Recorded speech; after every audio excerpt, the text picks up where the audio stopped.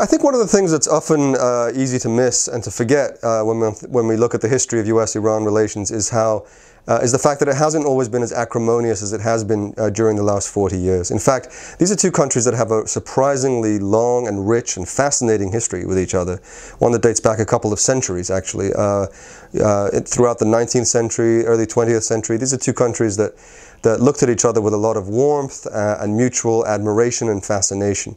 It's only in the later 20th and 21st centuries that we've been seeing this kind of slow and difficult degeneration in the relationship. I think that's the big picture we have to keep in mind. It doesn't have to be so hateful. In fact, almost exactly 100 years ago, there were pro-American riots on the streets of Tehran.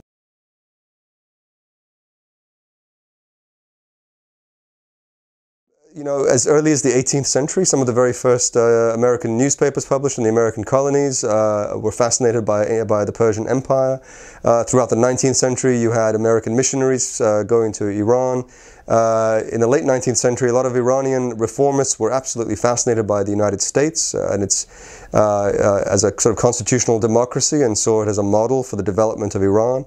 In the early 20th century, there were close ties in terms of there was a very popular treasurer that was sent over from the U.S. to help reorganize the Iranian finances and became a hero to Iranians.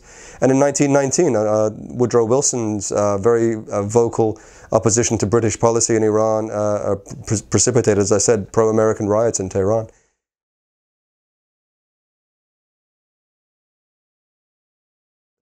The admiration for the United States really began to evaporate after in 1953, when the CIA backed a coup against a very popular, acclaimed and constitutionally elected prime minister in Iran.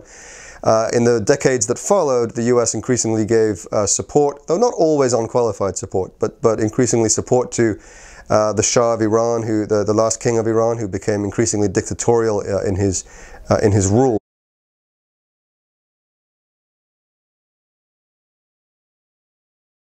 The big thing that really changed was in October of 1979, when the Carter administration decided to admit the Shah into the United States for medical treatment, for his cancer treatment, which provoked an enormous backlash in Tehran and provoked a number of radicalized students to take over the U.S. embassy and to hold its employees hostage, a crisis that ended up dragging on for over a year. And of course helping to bring down the Carter presidency, and during which, of course, the United States and Iran broke off relations in April of 1980.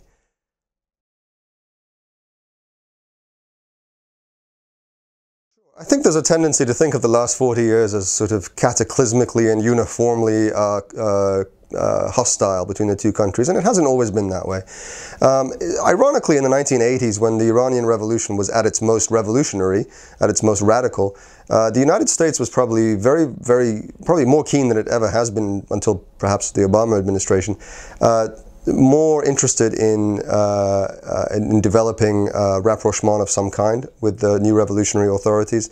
Ronald Reagan's administration, of course, famously went as far as to sell weapons to Iran in an attempt to build a sort of backdoor channel to moderates within the Islamic Republic, and perhaps find some sort of on-ramp for better relations. That, of course, blew up in his face rather famously in the Iran-Contra scandal. But one of the things that's often forgotten is that when Ronald Reagan came on the air to explain to the American people why he had been selling weapons to Iran, he made a statement that has been forgotten now. He said, between American and Iranian basic national interests, there need be no permanent conflict.